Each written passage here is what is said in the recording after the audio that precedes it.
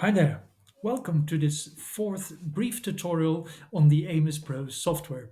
This time focusing on another, small feature that might help you a lot when preparing your batches. Imagine you don't just have a full batch nicely nested, but in fact you do have, a bit of an overflow whereby I will quickly re-nest this one while talking.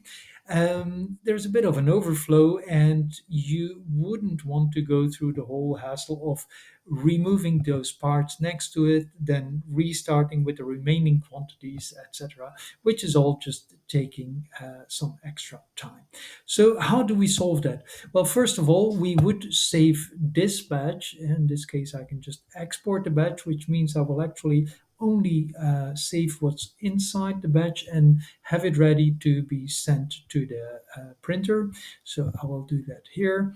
That's saved in the meantime. And then basically the rest of the idea is to restart your workflow from the beginning, and that you're going to do by using this unplaced button, which I'll just will click once. I'm not going to resave because basically that's what I now just did. So I'll discard this one. And then what remains is actually the parts that didn't fit. You can easily read here how many parts there was.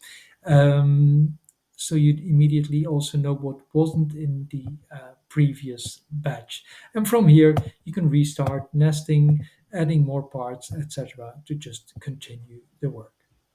Thanks for your attention. I'll see you soon. Thank you. Bye.